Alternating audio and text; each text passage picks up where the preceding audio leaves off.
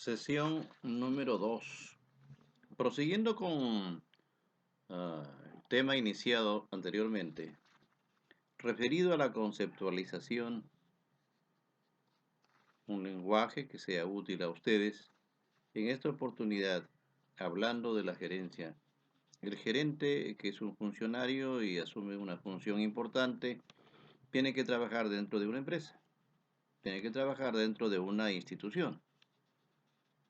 Y en este caso corresponde entonces definir lo que es empresa, entregar el concepto de lo que es esta institución a la cual nos estamos refiriendo con alguna frecuencia.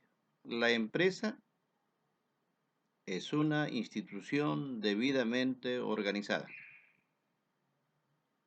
Repito, la empresa es una organización que de una u otra manera asume las diversas actividades que realiza de acuerdo a su finalidad para la cual se ha propuesto organizarla en calidad de institución jurídica.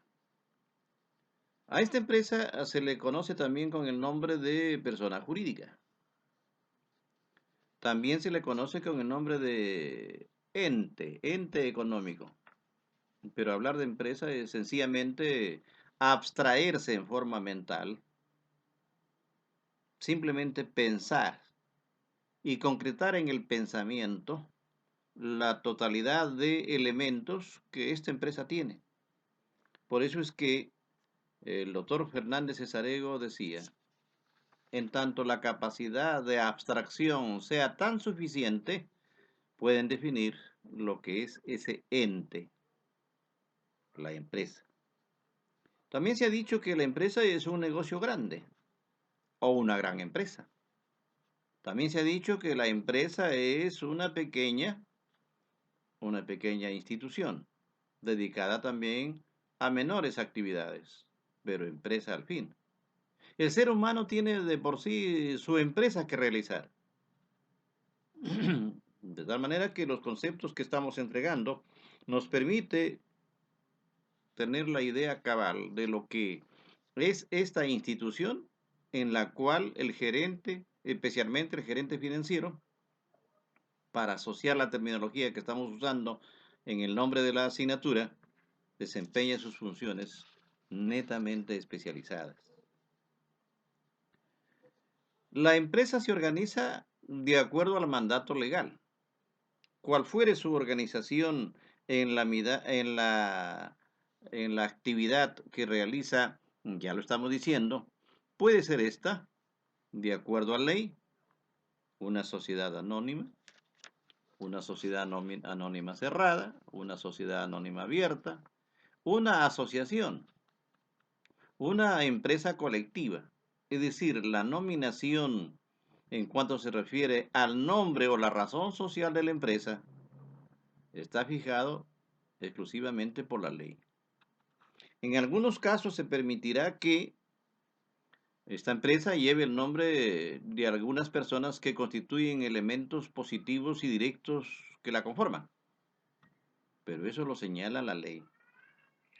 También hay empresas que constituyen negocios unipersonales, de tal modo que esa capacidad de abstracción mental nos permite a nosotros precisar que la empresa tiene mucha significación conceptual para que de esta manera sepa usted como estudiante, como oyente de esta transmisión que venimos realizando, que la empresa de veras que es una institución debidamente organizada.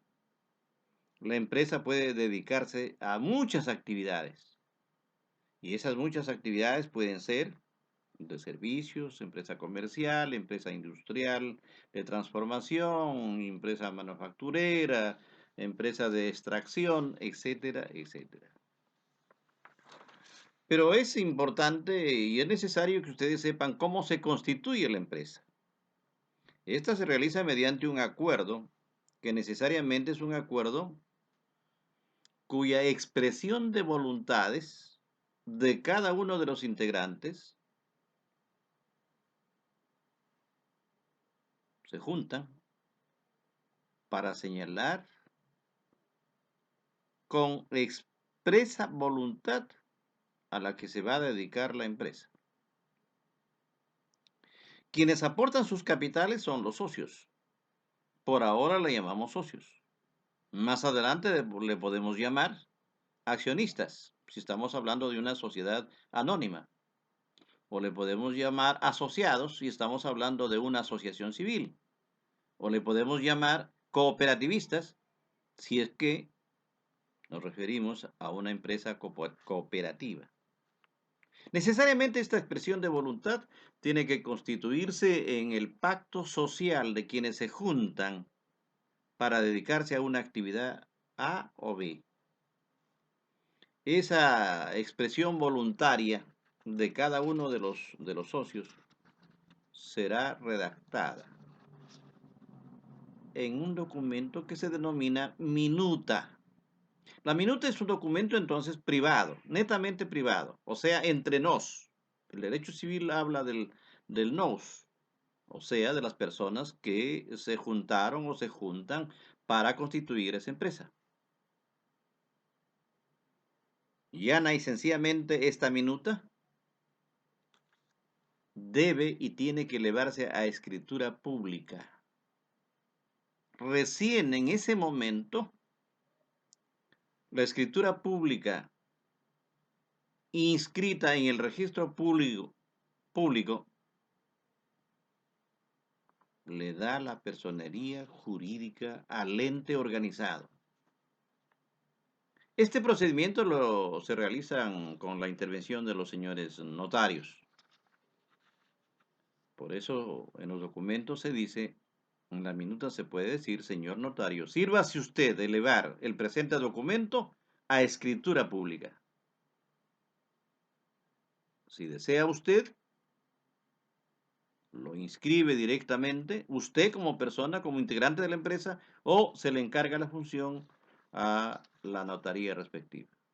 Regularmente, si los notarios son los indicados profesionales para que el documento privado se constituya en un documento público, como la escritura pública que estamos en este momento señalando, uh, tiene como función el señor notario que inscribir o mandar registrar en los registros públicos para que una vez inscrita la escritura pública, la empresa constituida con la integración de estas personas, de estos socios,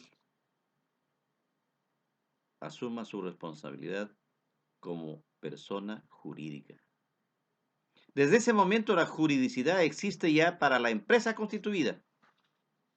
Podemos ver más adelante si la responsabilidad la asumen los socios, si solamente la empresa lo asume.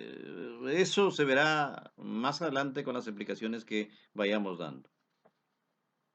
De tal manera que reiteramos, la minuta tiene que inscribirse en el registro público respectivo. Y a partir de eso se asumirá la responsabilidad de esta institución.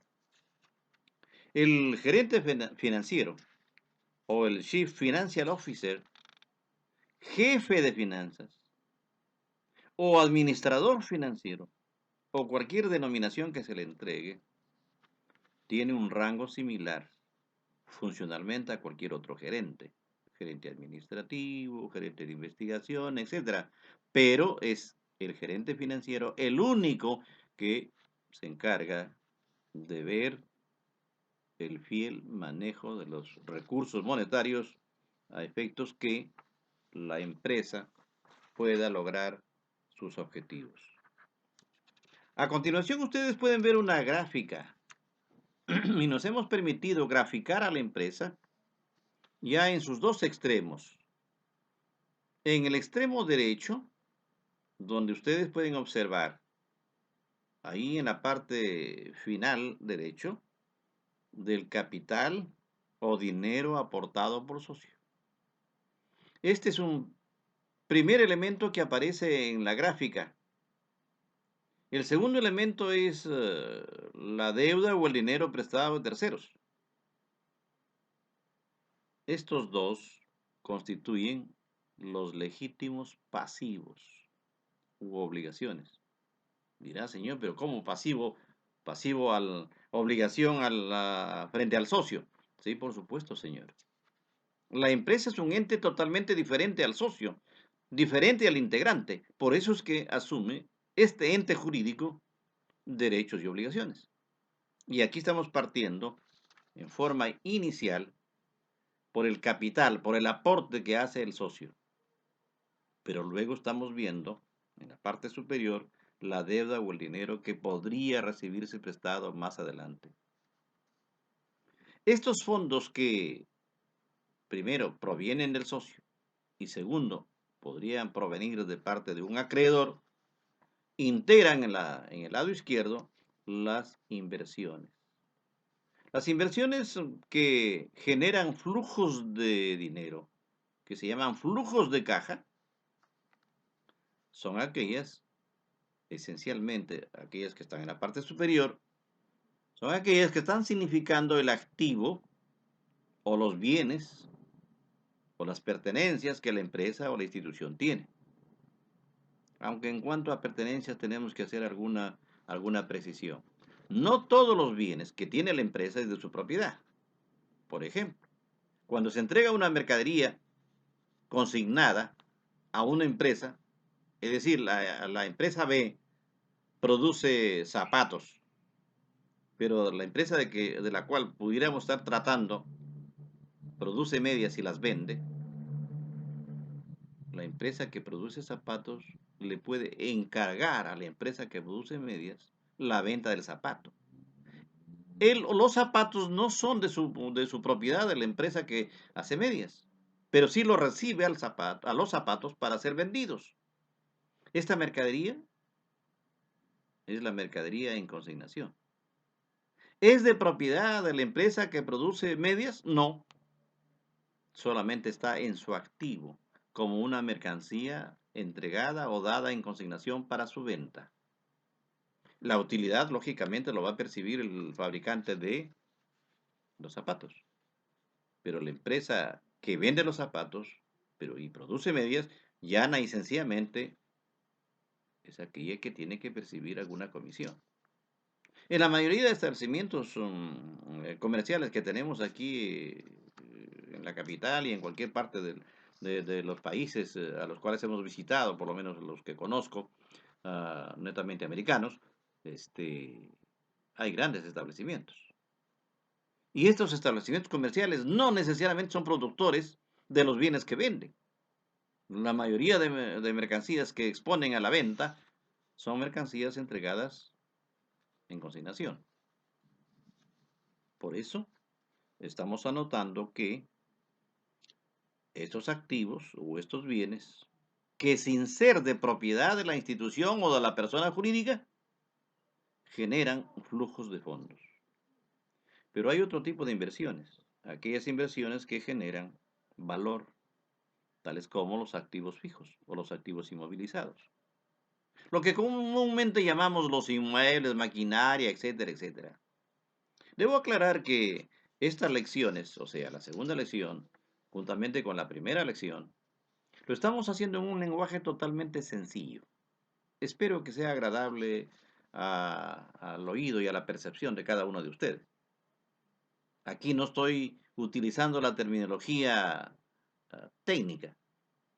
Quiero que se entienda perfectamente bien, porque las maestrías no solamente estudian los contables o los economistas, también estudian los ingenieros, los marinos mercantes como ustedes, los marinos navales también como ustedes, pero que no necesariamente tienen la formación cabal para entender estos temas. Por eso estoy utilizando un lenguaje demasiadamente simple a efectos de que no haya ninguna equivocación en los conceptos que vamos dando. La empresa no es simplemente una idea, y al no ser simplemente una idea, queremos ya entrar a la materialización de la empresa.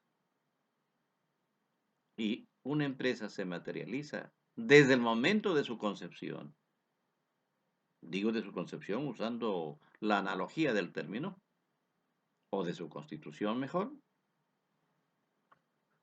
con algunos elementos fundamentales.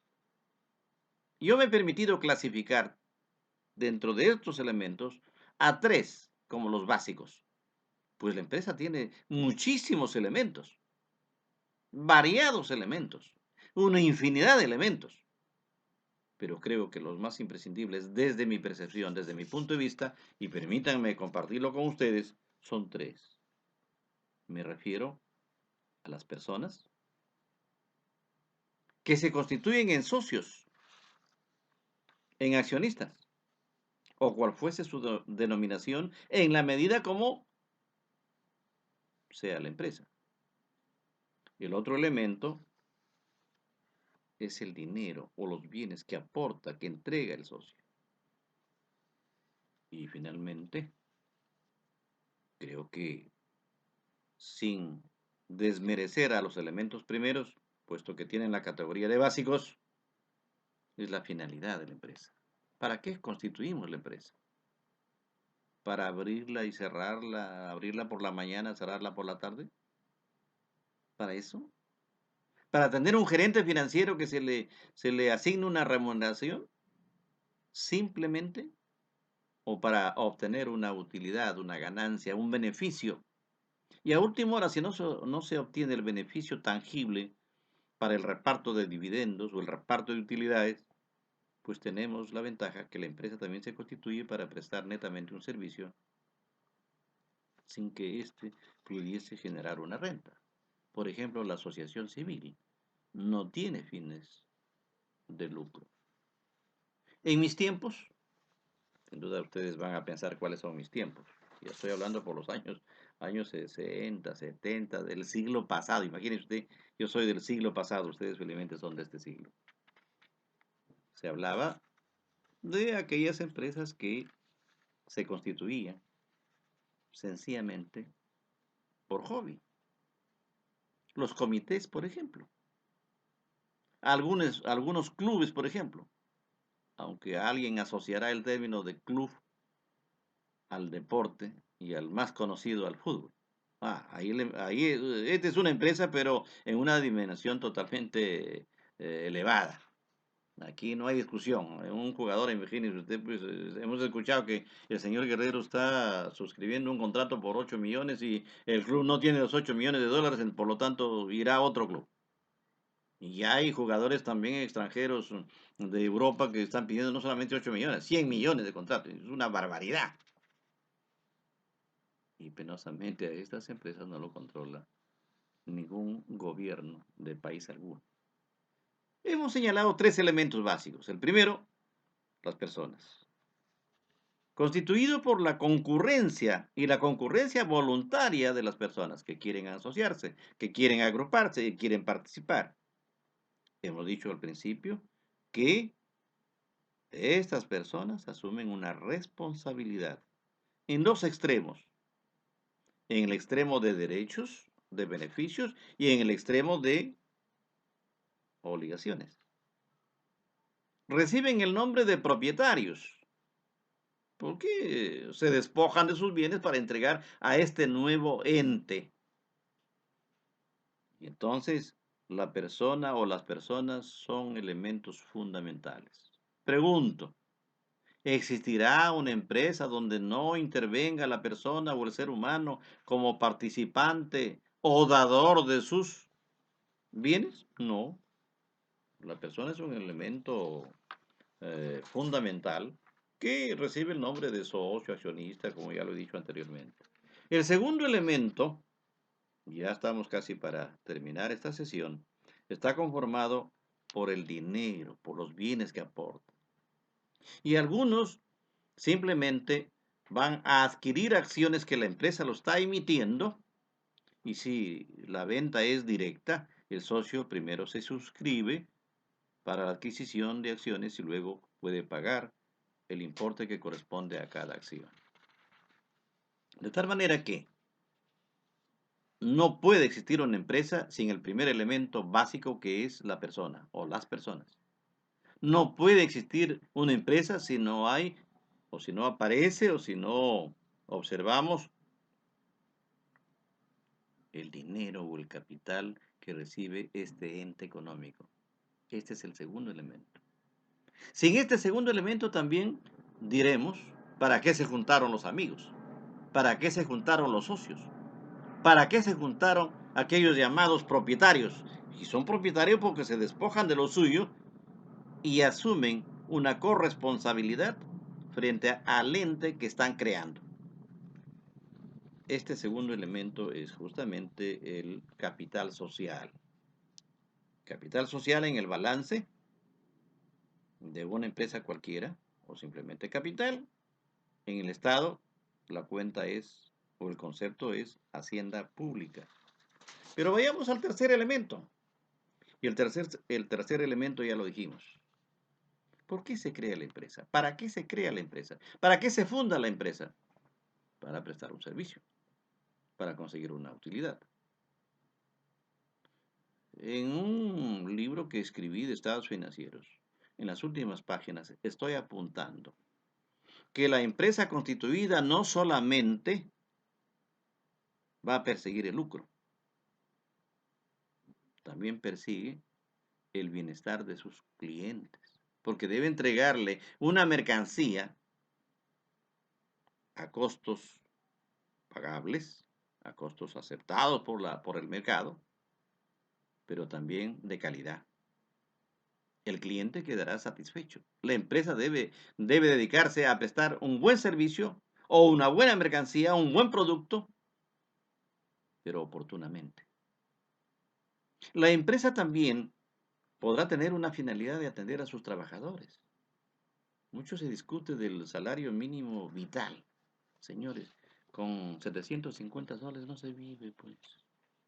Y los dadores de nuestras leyes, y más vale que no hablemos del Parlamento ni menos del Congreso peruano, pero no se ha tenido en cuenta la regionalización y la diversidad de medios culturales y zonas regionales de nuestro país para asignar un salario mínimo vital. Oiga, usted, nadie vive con 750 soles. Pero aquí la ley no ha sido materia mayormente de discusión en varios años.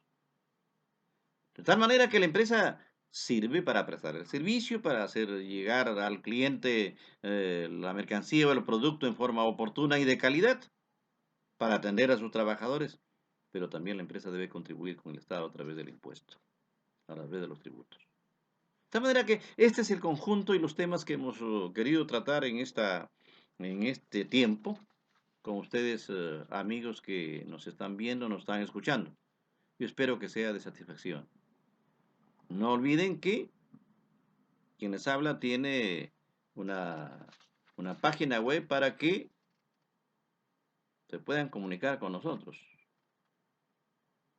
azsconsultorías.com. Nos hacen llegar sus